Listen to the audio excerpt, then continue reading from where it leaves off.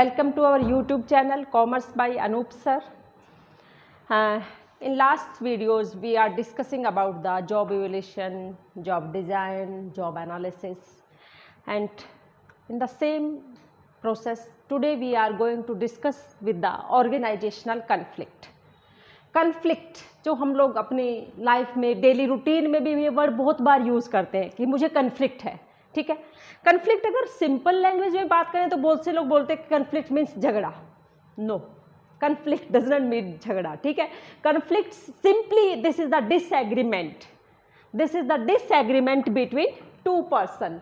Disagreement means कि हो सकता है कोई चीज़ जो मुझे पसंद आ रही हो वो आपको ना आए और जो चीज़ आपको सही लग रही है वो हमें ना आए। That is disagreement, that is known as conflict. Conflict may be between two or more person, it may be between two parties, it may be between two groups, it may be between the organization and the employees.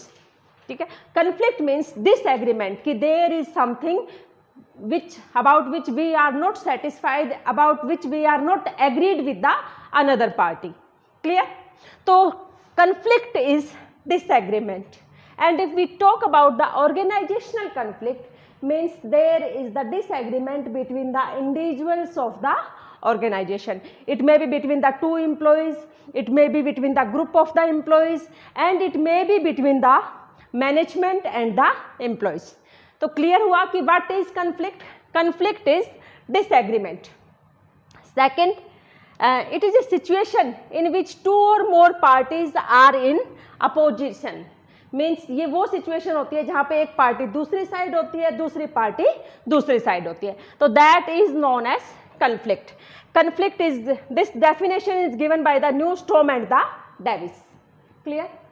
And when the one party is negatively affected, मतलब normally conflict कब होता है जब एक party negatively effect हो रही हो या एक पर्सन कोई नेगेटिवली इफेक्ट हो रहा. मीन्स कोई ऐसा रूल बना, कोई ऐसी पॉलिसीज आई जिससे आपके राइट्स को नुकसान हो सकता है. अगर हम आज की सिचुएशन में मैं आपको कन्फ्लिक्ट का सबसे अच्छा एग्जांपल दूं तो ये जो चल रहा है, ठीक है, मतलब दिल्ली में जो किसान आंदोलन चल रहा है, जैसे जिसको हम फार्मर एजिटेशन बोल रहे हैं, that is the type of conflict. Conflict between the government and the farmers. Means farmers are saying that with the 2-3 new laws we are not satisfied, and the government is saying that the laws are very good for the farmers, and this is known as conflict. Means disagreement, means government and farmers have disagreement on these laws.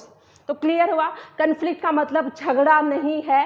This is the type of disagreement. हाँ, एक level के बाद बढ़ता है तो झगड़े की situation तक जरूर आ जाता है, बट तब तक हम उस कन्फ्लिक्ट को जो है झगड़ा नहीं बोलते. तो conflict is disagreement between two और मोर पार्टीज, बिटवीन टू और मोर पर्सन, बिटवीन टू और more groups, between the organisation and the employees. Clear हुआ? And this is the definition of conflict. Next, what are the features of conflict? Means क्यों, features क्या है, characteristics क्या है, कैसे हम पहचानते हैं? First, it is incompatibility of elements. It is incompatibility of elements. Means हमें कुछ ऐसी चीज़ दी गई है जिनके साथ हम कंपेटिबल नहीं है. दैट मे बी गोल्स, ठीक है, that may be the resources, that may be the information, and that may be the method of working. Means employ से कुछ ऐसा काम हम करवा रहे हैं जिसके साथ वो कंपेटिबल नहीं है. मीन्स अनरियलिस्टिक गोल सेट किए गए हैं, इंफॉर्मेशन उनको पूरी प्रोवाइड नहीं की जा रही, तो that is incompatibility of elements. Means elements के साथ हम कंपेटिबल नहीं है, तो that can raise to conflict. Next, not able to choose among the available resources. When available resources or available choices, means you have two or more choices, but you are not able to choose one among them. That may lead to the conflict. Means ये करें वो करें, तो वो जो confusing situation होती है ना, that may lead to conflicts. Clear? Dynamic process. Keep on changing. Conflict is a dynamic process. Means it keep on changing. हमेशा सेम नहीं रहता है. हो सकता है आज आपको किसी चीज़ को लेके conflict लग रहा हो, जब आप उसको used to होंगे तो आप उसमें comfortable हो जाते हो, तो वो conflict जो है खत्म हो जाता है. तो it is dynamic process. And इसके साथ ये भी नहीं है कि एक बार कन्फ्लिक्ट खत्म हो गया तो दोबारा नहीं होगा, दोबारा कुछ प्रॉब्लम होती है then you can also feel the conflict again. तो that's why it is dynamic process, means keep on coming keep on going, इस तरह से चलता रहता है. Next it is perceived. Perceived means what we think about the opposite party, what we think about the goals, means how we perceive the things can lead to the conflicts or cannot lead to the conflicts. Means if you perceived wrong, if we perceived in the wrong direction, there may be the conflict, and if we perceive in the right direction, in positive direction, there may not be conflict. So conflict is perceived, means how we feel. If you are feeling in a positive manner, you will not feel conflict. If you are feeling in a negative manner, you may feel conflict. Okay, conflict is perceived. This is assumption. There may or may not be, but if you are perceiving, it means there is conflict. ये perceived आता है perception वाले chapter से. हम perception का chapter किसी next video में discuss करेंगे. क्लियर? तो this is the features of conflict. And यहाँ पे हम बात करें प्रोसेस कि conflict is a dynamic process. तो what are the various stages of the conflict, कि means how this process comes with, ठीक है, कि what are the various stages या what are the steps of the conflict process. So there are 5 type of conflicts. You can say that these are 5 type of conflicts. You can say that there are 5 stages of conflict, and you can say that these are the steps of the conflict process. First is latent conflict. Second is perceived conflict, third is felt, followed by manifest conflict, and last one is conflict aftermath. Last one is conflict aftermath. First is latent. Latent means this is the starting of the conflict. This is starting of conflict. Starting means there is no conflict in actual shape, but there is something in our subconscious mind that is known as latent conflict. कि there is something that is in our subconscious mind that may be related to the resources, that may be related to the information, that may be related to the goals, and that may be related to the communication barriers, and that may be related to the role ambiguity, means your role is not clear. So that is latent, means the conflict is arising in the subconscious mind of the party, one individual or one group, but that is not in actual shape. It is still in our subconscious mind. We are thinking it, but we are not discussing it with anyone. That is latent. Next is perceived. Perceived मतलब latent में सिर्फ आपके दिमाग में वो चीज़ थोड़ी थोड़ी चल रही है सबकॉन्शियस माइंड में, but perceive means when you start perceiving about the incompatibility, जब आपको सही में लगने लग जाता है कि हमारे साथ हाँ सच में कुछ गलत हो रहा है, that is perceived. Means where you start perceiving, when you start perceiving about the conflict, आप उस conflict के बारे में perceive करना शुरू कर देते हो. And that perception may be wrong or right. That perception may be wrong or right, because perception is just a assumption that may be true or not. Clear? So perceived means where we start about the incompatibility, means we are not incompatible with the elements. ये जो पहला features होता है वो आता है perceived में, means where you start perceiving about the incompatibility with the elements. You feel that you are provided with the less resources, you feel that you are provided with the role ambiguity, you feel that your boss is not favoring you in the difficult situations. So that is perceived, but it may not be true. So this is the second stage when we start perceiving about the conflict.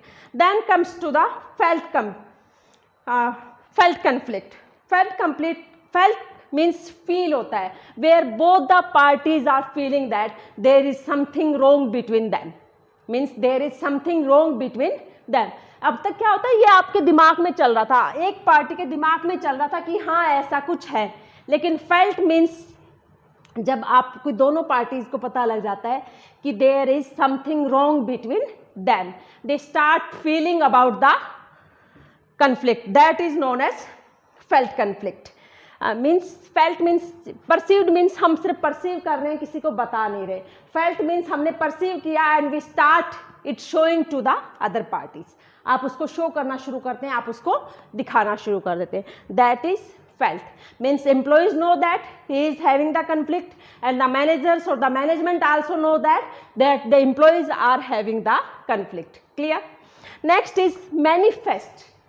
Manifest means actual में उसको show करना. This is the stage when two parties to the conflict show the variety of conflictual behavior.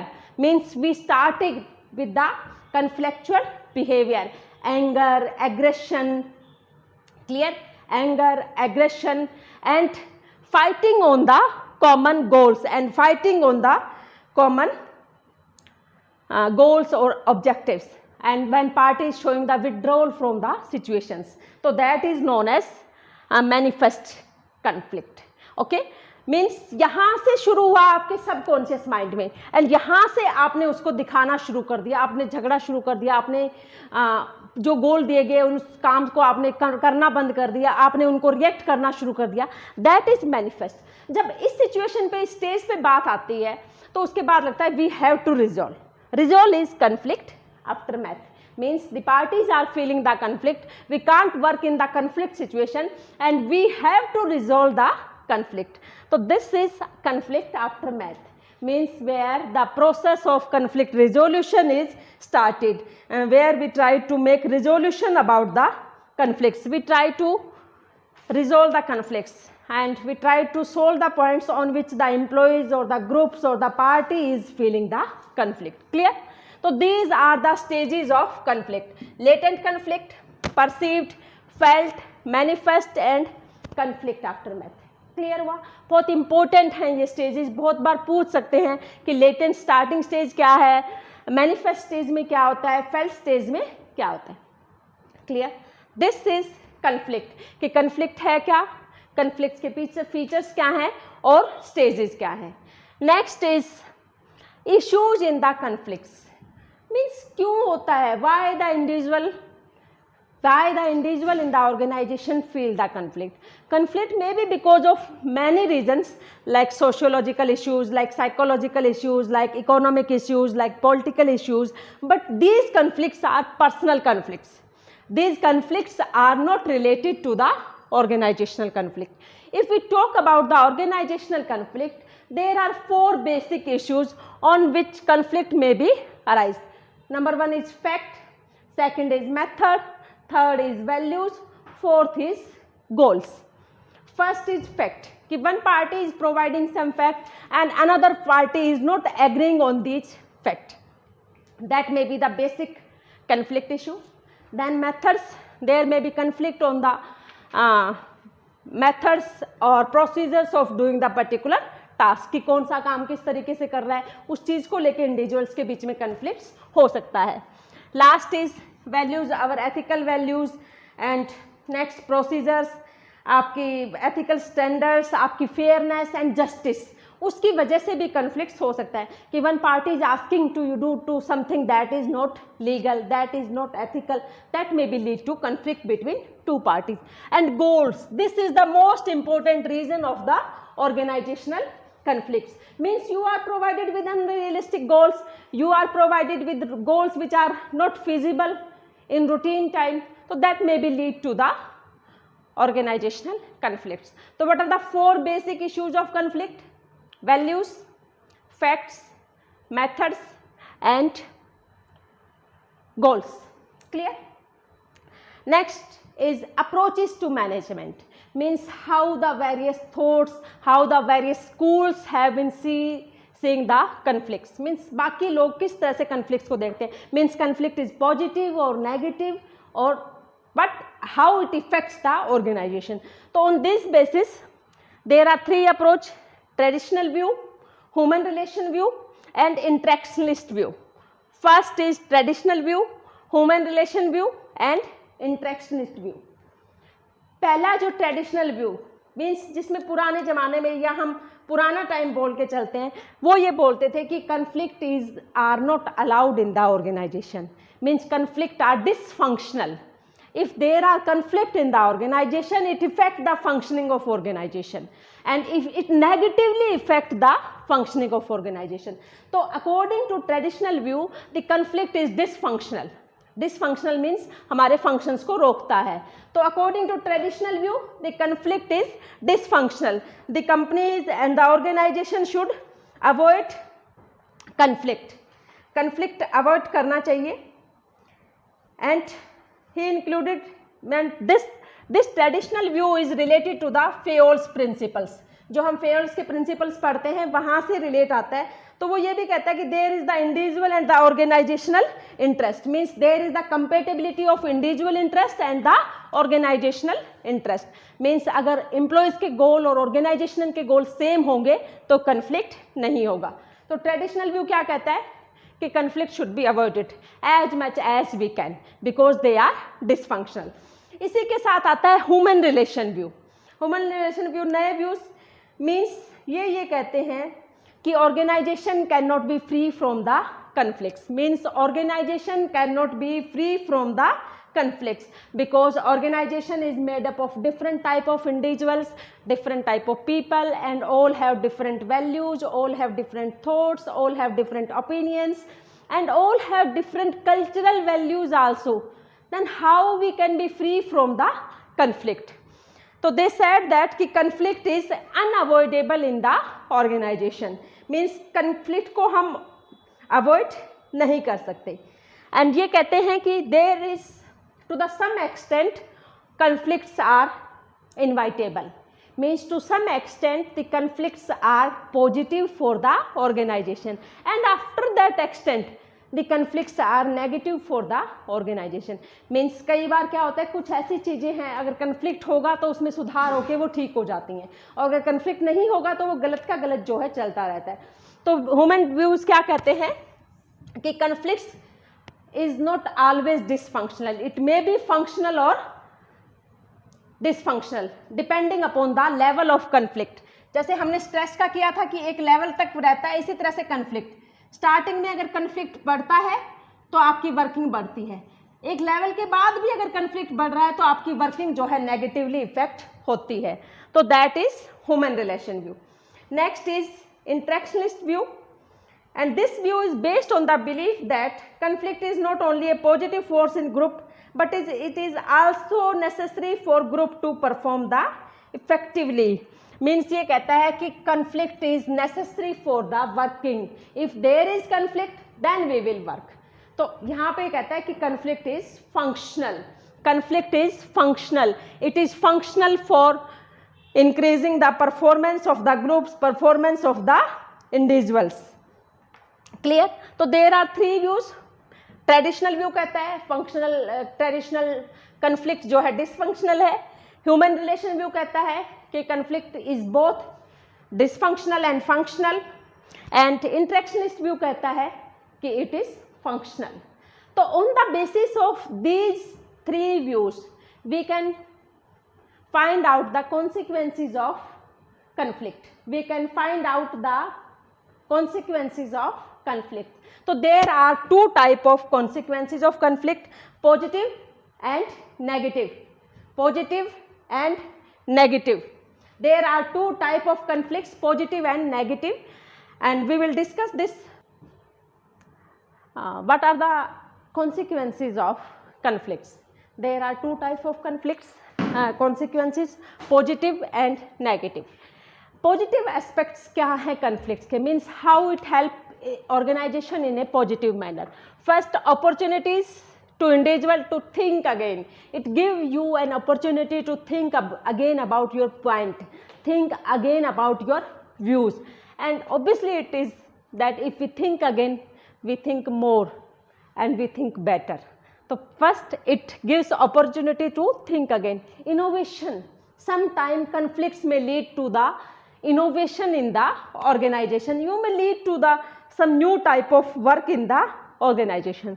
Conflicts brings cohesiveness in groups, means if there are conflicts between two groups, the group members are attached to each other more because they have to face the another groups. तो it bring cohesiveness among the group. In the same manner it bring cohesiveness in the employees also. Challenging work environment means if conflicts are there, everyone is ready to give his or her best, means to avoid that conflicts. So it create the challenging work environment, more competition. Overcome shortcomings, if there are any shortcoming in the policies, if there are any shortcoming in the rules and the regulation, it help to overcome these shortcomings. Next, it defies to overcome many frustration, means if you are not showing that conflict, you are feeling stress, you are feeling frustrated, and you are feeling depressed. And if you are showing the conflict, it may release your frustration, it may release your stress, and it help you to burst out, it help you to do better. It may be possible that your management listen to you and to do something to overcome your conflict. Clear? So these are the positive aspects. Opportunities देता है, innovation के chances बढ़ते हैं, cohesiveness group में बढ़ती है, competitive work environment create होता है, और इसके साथ साथ हमारा फ्रस्ट्रेशन और स्ट्रेस जो दिमाग में रहता है, जो सबकॉन्शियस माइंड में है, वो निकल आता है. Clear? These are the positive aspect. Next, negative aspect, conflict as a cost. Means कभी कभी कुछ सिचुएशंस में कन्फ्लिक्ट ऑर्गेनाइजेशन के लिए कोस्ट के रूप में काम करता है. Means if there are conflict after a optimum level, the people start withdrawal, they starting to withdraw from the work, they starting fighting with each other, they starting showing aggression to the each other, and this may lead to as a cost. Means जो काम होना चाहिए था, जिस तरीके से होना चाहिए था, वो काम जो है हो नहीं रहा है, तो it may lead to the conflict as a cost. And conflict as a source of disequilibrium, means it is a source of disequilibrium. means इस तरह की सिचुएशन क्रिएट होती है, पॉजिटिव एंड नेगेटिव. यहाँ पे वन पार्टी एंड या there is another party. ठीक है, तो इन दोनों के बीच में डिसइक्विलिब्रियम क्रिएट होता है. मीन्स बैलेंस नहीं रहता दो पार्टीज के बीच में, और जब तक वो डिसइक्विलिब्रियम रहेगा काम नहीं हो सकता. जब तक वो दोनों पार्टी एक पॉइंट पे नहीं पहुंचेंगी, वो काम नहीं हो सकता. तो these are the negative aspect. जैसे अभी हम डिस्कस कर रहे थे कि जो फार्मर एजिटेशन चल रहा है, this is the disequilibrium. Means one side the farmers and the other side at the government, they are in different levels. जब तक वो एक लेवल पे नहीं आएंगे, उनका जो है कन्फ्लिक्ट रिजॉल्व नहीं होगा. तो conflict create a disequilibrium in the organisation. जब तक साथ में नहीं आएंगे, तब तक हम उसके ऊपर काम नहीं करेंगे. This is what the conflict is. इस वीडियो में हमने क्या किया, कन्फ्लिक्ट क्या है, फीचर्स क्या हैं, स्टेजेस क्या हैं, इश्यूज क्या हैं, अप्रोच क्या है, और कॉन्सिक्वेंसेस क्या है. नेक्स्ट हम पढ़ेंगे कन्फ्लिक्ट किस वजह से होता है, कन्फ्लिक्ट कितनी तरह का होता है, and how we will resolve the conflicts. Till now, like and subscribe our YouTube channel. Thank you.